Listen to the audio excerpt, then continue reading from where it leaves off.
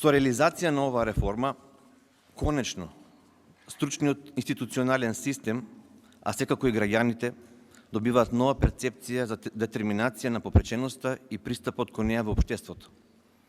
Од досегашниот медицинско-диагностички пристап денес попреченоста се перципира од аспект на функционалноста на лицата, односно децата со попреченост.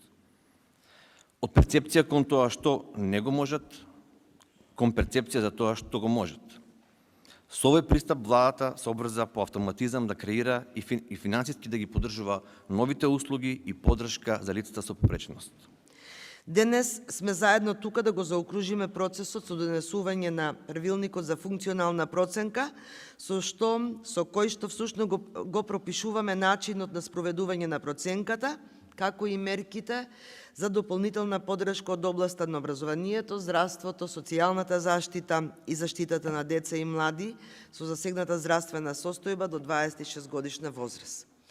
Мерките за дополнителната поддршка и услугите на децата со попреченост од денески се обезбедуваат врз основа на наот и мислење на стручните тимови за функционална проценка и стручните тимови за координација и следење на спроведувањето на функционалната проценка.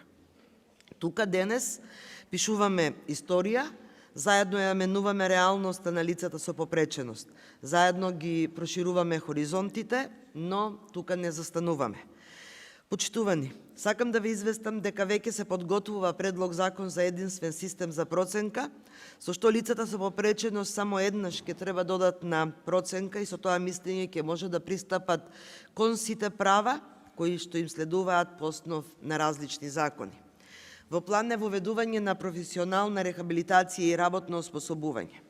Нашата цел е лицата со попреченост да бидат вклучени на пазарот на труд, но и да ги задржат нивните работни места.